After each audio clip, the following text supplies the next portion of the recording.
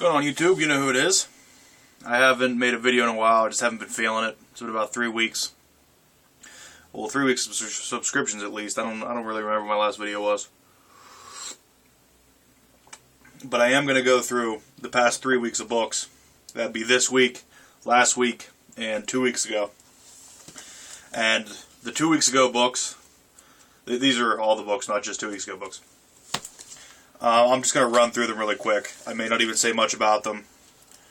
But I guess the beginning of this video will pretty much just be like you'll see what I pull for the most part, because I'm not going to say too much about the earlier ones. Wolverine Max, number 12. It's a good title. I recommend it. Avengers number 21, Infinity. Infinity's been great. Followed up by New Avengers, number 11. I love the Illuminati. I love this take on it, and I love Deodato's artwork. So that's an all-around win for me. Cable and XForce, number 15. This is absolutely awesome. I love his title. It's one of my favorite titles right now. A+X, number 13. There was a phenomenal story in here about Emma Frost teaming up with, I want to say Black Widow. Can't quite remember, but they were drunk. They had to show boobs to each other. Well, not to each other, to some guy. The art was horrible in it, though, but the story itself was great. Animal Man 24, The Battle for the Red is on, and I'm excited about it. I'm really enjoying that. Justice League of America, number 8. This was really good of how each superhero is kind of in their own individual paradise, but it's actually their prison. I was a big fan of that. Supergirl, number 24. Her father goes back to being Cyborg Superman for her escape.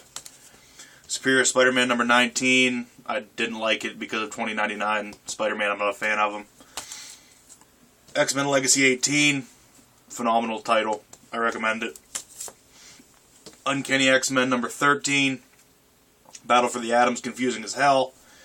Nothing much more to say about that. Fantastic Four, number 13. Weird. Batman Superman, number 4. I hate the art. I don't know what's going on. Waiting for the art to change. And I had 2 picks of 2 weeks ago, and my first was this Avengers Assemble number 20. I mean, I could give it a pick of the week alone for the Scarlet Witch on the cover here, because it's just incredible. It seems that her and Simon Williams, the Wonder Man, are back together.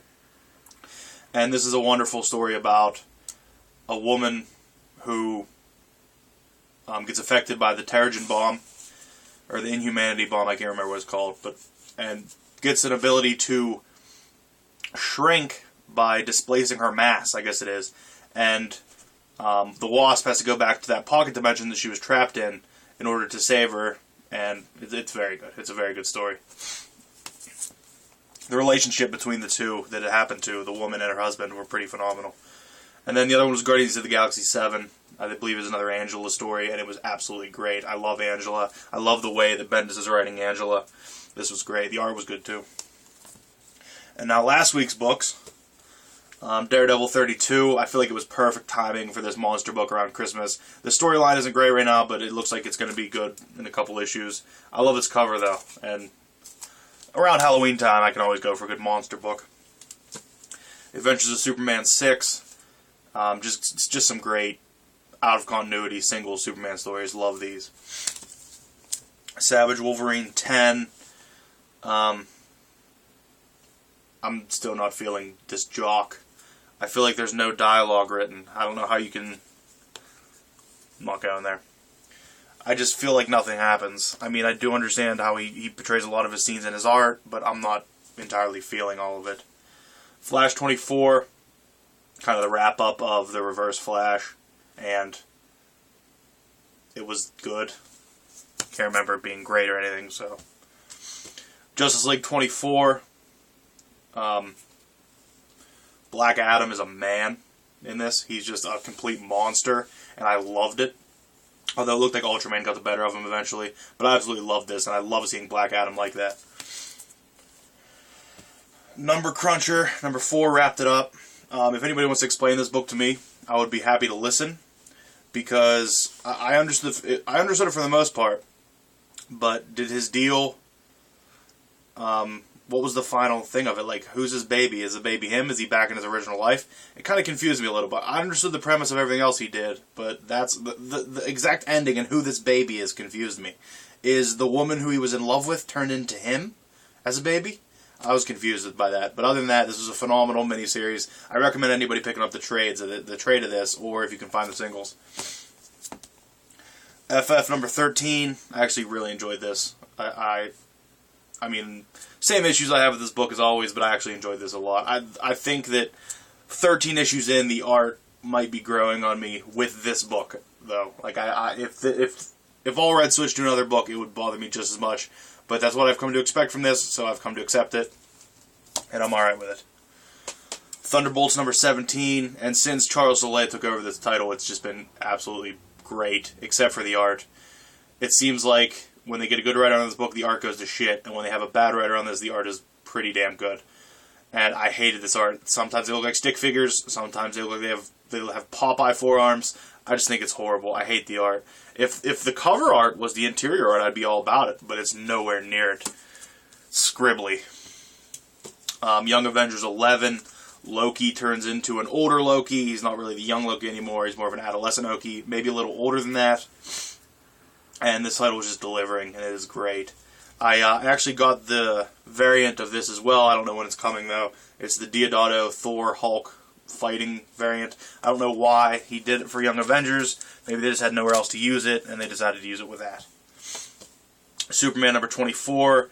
The Psycho Pirate is absolutely awesome. I love him as a villain, and this was awesome. Lois saves the day.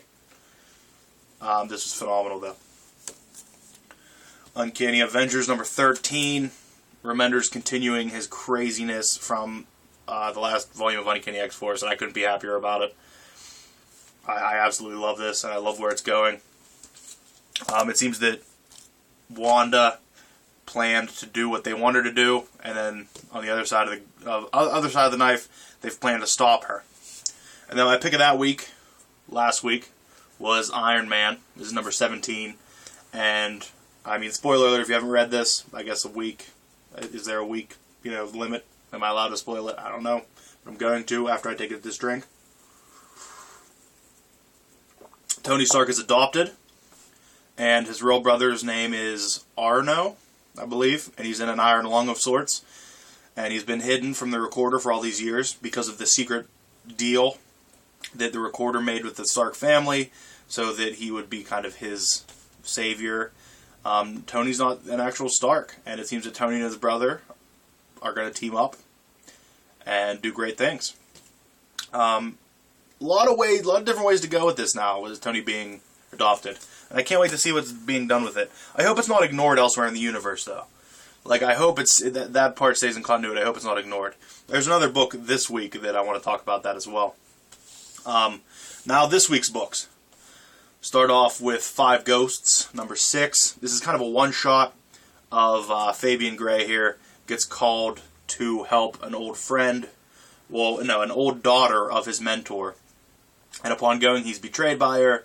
So, because I guess he had a bounty on his head. Just the art in this makes this book. And it is absolutely incredible. It's the story of the Musamane in here. I believe that's how it's pronounced or how it's said. It's a sword that 2 people made. And they were trapped inside the sword by this demon, I believe it was. He ends up using the sword. Absolutely awesome, though. And it's kind of a Japanese mythology book, but it's very good. This is definitely an ongoing, and whenever they start, I don't recommend it going downhill. It just seems that there's so much potential with this book. Jump on this book before we're on issue 10, and I'm telling you that it's absolutely phenomenal, and you probably don't believe me, and don't buy it like all the other books I try to get you to buy. But you don't, and they get canceled like Gambit. I'll be bitter about Gambit till the end of days.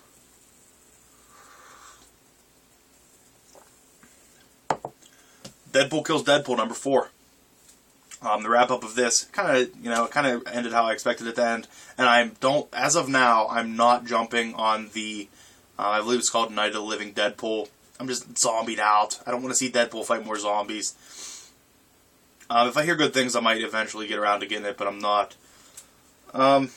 But, I mean, what happens is what you expect to happen. Deadpool wins, and we see the evil Deadpool is kind of controlling things from the sidelines.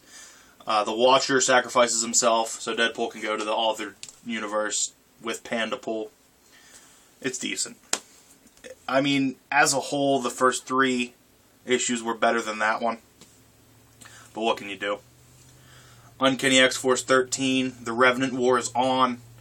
The Queen Revenant, the Owl Queen, I believe she's being called, opened up the dimension, and they have till the moon is covered with blood, Bishop says, to close it back up, but another telepath has to be sacrificed for it to happen.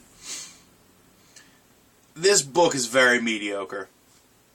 When I read it, I feel the promise in it, like I can feel what it could be, but there's just something. It's like it's stuck on the top step, and it can't get over the stairs. It just stopped. It stopped right at the top one, but it can't go any higher. There's something missing. I don't know what it is, and I hope it improves. I'm not dropping it. I'm going to remain faithful to it, but I hope it improves because I can see what it could be. I just hope it doesn't drag on like it is now. Superior Spider-Man number 20, and this might be my favorite cover of the week. I absolutely love this cover. And I also love this issue. You have Peter going for his doctorate. He has to, present his thesis. The one professor is the one who was a friend of Doc Ock's. Recognizes the thesis that it is Doc Ock's. Of course, we all know that Doc Ock is Spidey. Oh, spoilers! We recognize that Doc Ock is Spidey. We all know that, and he recognizes the work as his and says it's plagiarized. It's not his. He's never getting his doctorate. Doc Ock leaves, and thinks he's ruined. A lot of this stuff happens. He kind of claims that he's going to kill him in his head. He says he's going to take care of him. And then we also have somebody who I guess Doc Ock created coming out of a coma and is going to attack Spider-Man, but the person doesn't know that it's Doc Ock. I don't know what's going on. I don't know who it is. Her name's I don't know. I can't even guess what it is right now. For some reason I think Thumper. It's absolutely not it though. He kind of just punches Black Cat in the face and ties her up. Not very Spider-Man-like, but very good regardless. I absolutely loved this title. I'm glad I'm back to liking this. I hated the last arc. Hated it.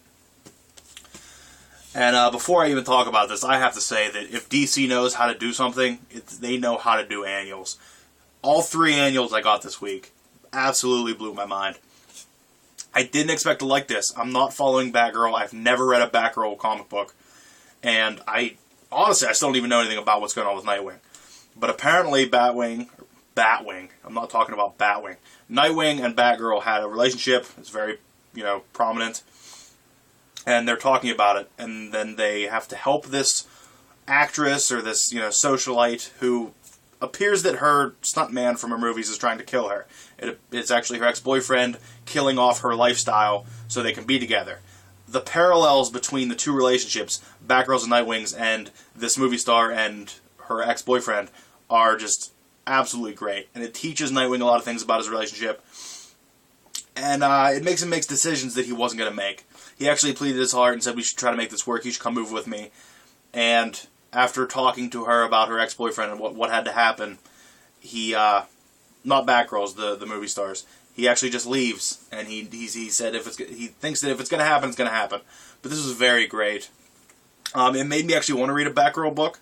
I mean, let me know if Batgirl's being a good series, because I haven't even heard anything about it. I don't think I know even what it's about. But let me know, and maybe I'll hop on it, because I've been enjoying Nightwing just incredibly. I loved this.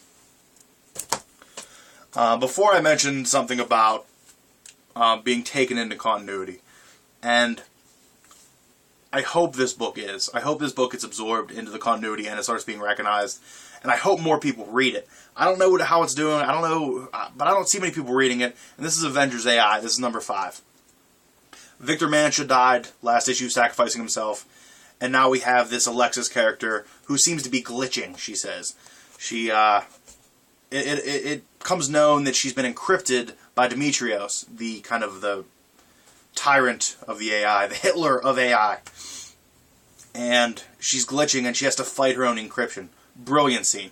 Also, the Doombot that Hank has working for him he's just such a character because it is Doom. Doom bots are made to be Doom. And this is a Doom that is trapped, and obviously not the complete Doom, because the complete Doom would know how to get out of this situation and everything. But the attitude of Doom is there, which makes him a great teammate on here, which is hard to believe. And if anybody doesn't know how that works, Hank Pym has a black hole installed inside the Doombot's chest, surrounded by Pym particles. I believe that's how it works. And if Doombot would try to, resist him or try to fight him or try to get away, he would just release the Pym particles, black hole would explode, suck him in, dead. Which is brilliant. Also, new development for Hank Pym, and this is what I want taken into continuity. He is bipolar. He said he's been studying himself. He's studying his brainwaves, his eating, his sex drive, everything, to figure out when to predict when his next swing's going to be. His biggest swing now is that Victor Mancha died, and it was kind of his fault because he talked him into coming, he talked him into going, and he's kind of holding himself responsible for it. They've also gotten the server from the AI, and at the end we see that Victor Mancha is in the AI now. So it seems like his body died, but they absorbed him into the AI. It's called the Diamond. I don't really know how it works, but I'm excited to see. And bipolar Hank Pym is an amazing development, and it needs to be recognized, even though Hank Pym's not even in anything else, though. So maybe it will be recognized if he ever works his way into another book. But right now, he's not really in any other books. But him being bipolar is great. It's another dimension on that character that I would love to see. I would love to see explored more, and I think that's what this book's going to do. Please read this book. Next we have Avengers number 22, Infinity Continues, and this book actually comes after Infinity, which I'm going to relay, so I'm not going to say too much about this, other than Cap and Thor both have their way of talking people up and believing of what they believe. And they're both talking to, who is it? Is it Manifold? I can't remember quite who it is. But they're talking him up, and they're trying to get him into the right mind state for this upcoming battle, because they're battling. And Cap tells him one thing, and then when Cap leaves, Thor tells him that Cap's a liar. And it seems that both of them have the same beliefs, but on opposite sides of the spectrum, if that's understandable. I don't know if that even makes sense, but that's how I feel it. Thor kind of believes in everything's fate, everything is destiny, and Cap says, no, there isn't, it's just life and how you choose to live it. And it's absolutely incredible how this is being written. I honestly would just like to make a video of me clapping just for Hickman, because he's doing a bang-up job, absolutely phenomenal job on Avengers, on all of Infinity, and there's nothing more that I can do to talk this book up. If you're not reading it, I apologize for you. Your life is terrible. Another annual here. Swamp Thing annual number 2. And once again, another annual. Like I said before, DC knocked out of the park. The upcoming battle between the Cedar and our Swamp Thing, the current Avatar, is about to go down to see who is going to be the true Avatar. And we learn more about the Parliament here, where the Parliament is just the retired avatars, and they each have their own beliefs. They're not quite a collective intelligence. They all have their own beliefs, and they all fight amongst themselves, kind of. And we have some of the supporters of our Swamp Thing, Alec Holland, and they're kind of trying to teach him more about himself, teach him how to be stronger, teach him how to be a better Avatar so he can defeat Cedar, because they back him. Cedar's also in the same place, getting the same treatment and the same instruction by his backers. But there's just great moments where he's being taught how to use his powers better, he's being taught of how to be himself more, how to go down his own path, and it's an absolutely phenomenal issue. I can't preach this enough. Swamp Thing has been absolutely incredible, and this annual doesn't slow down the story at all. Next, a book that probably would have been a lot higher on my picks this week if it wasn't for the art. I like the cover here. This is Cornies Galaxy number 8. I don't know if Frank Avila is doing the art for many more of these. If so, I don't know if I'll be able to handle it. It was okay in this, but one more issue, I don't even think I can handle that. It's too pulpy for me, if that makes any sense. It seems like too much of a pulp look to be a superhero book. I don't like it. The coloring's a little off. It's way too pulpy. That's the only way I can explain it. The story itself is great, though. Great back and forth between Gamora and Star-Lord talking about Thanos. And then the one thing I do like about the art, though, I can't I can't say that I hate everything, because I like the way that he draws Rocket Raccoon. He doesn't look like a stupid, fat, little creature. He actually looks like the way I believe Rocket Raccoon should look. Past that, though, they're in the sword base called the Peak, I believe it is, trying to save the head of Peak. Morgan, maybe her name is. I can't remember her name right now. And they eventually end up getting, like, kind of beat. They're at a standoff, and they get saved by who else? Angela. And I got to admit that I did smile when it happened. I love Angela. I love what's going on. Like I said, though, they're on the border of making her too powerful, and I don't want that to happen. She can be damn powerful, I'm fine with. But they can't... There's a line that I don't think they should cross. But as of now, it's great, and I love this. This very well could have been Pick of the Week if it wasn't for Infinity, which, you know me, you know what I pick, you know what I like, you know what I read. You would know that Infinity is my pick. This could have been it. Superman Action Comics, Annual number 2. And I'm about to spit some bold words. Some bold words right now. If the rest of this event in the Super Books, this Krypton Returns event, is even half as good as this annual, it can be up. It's going to be up there with some of the greatest comic book stories of all time. I said it. Bold words. I know, they're bold words. But if you read this, and you are a Superman fan even in the least, and you know even a little bit about Krypton, it's a little hard to follow. I'll give you that. And there is time travel involved. I know that's going to turn some people off. I love time travel. I love Superman. I love crazy things. I love Hell. This character here, I think them bringing him back as kind of a big bad, I couldn't be happier about. Krypton's back. Hell succeeded, and he's going back through time, going timelines. He's doing all sorts of crazy shit to try to save Krypton, and he's creating, what do they call them? Time stream tsunamis, something along those lines. That's just destroying things. So they all have to go back to different times to make the past happen. They kind of have to kill Krypton to save the current world. I just absolutely love it. When I finished reading this, I felt like I just read a novel. There's so much in here. The one issue I had with this book, and it's nothing with the story, because it's very well written. It's so well written, and I love the art. Except some of the panel arrangements are a little off. There were a few pages where I was reading, and I just didn't know what was going on. It's because I was reading it out of order. They kind of arranged it in a way on some pages that didn't seem right. But that's a small price to pay for the glory that is this. And you heard my bold words. I hope I don't have to eat them later. If so, I will just have a video of me just with black feathers hanging out of my mouth from eating the crow. Now, pick of the week. Also a phenomenal cover here. Infinity number 5. What can I say about this? I hope everybody's reading Infinity. It's absolutely incredible. The Avengers are just helping and saving all of these planets. And there's magical moments where they're thanking him and calling themselves Avengers Worlds. Just absolutely phenomenal. And then along with that, we have the newly powered up Thane, the son of Thanos, captured by the Black Maw to please his master Thanos. They're talking, and I hope they fight. I need them to fight. That needs to happen for me. I need to see Thane and Thanos go at it. I need to know what Thane is. I need to know what Thane does. Also, the Illuminati are back on planet. They see Wakanda destroyed. They're in there trying to kill the bombs. Thanos has gotten word that the Avengers are coming.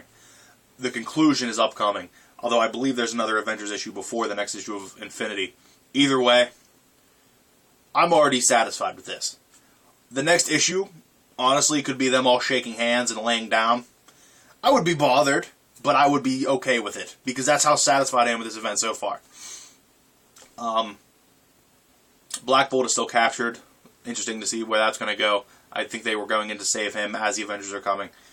Awesome, though. I cannot preach this book enough. I'm not going to go through that monster pile and tell you what digital codes are available. I actually think I still have some messages in my inbox from people asking for them, mainly Chrono Raven. I apologize to you for not getting back to you on those. If you're watching this and you just want to send me one message of all the titles you would like, I'll just do what I can out of that one, and I'll send you what. As soon as I get it, I'll do it. But other than that, I don't think I have anything else to say. That's not bad timing for 3 weeks of books. I hope the sound didn't go away on this video, because if it did, you're probably not going to see another one.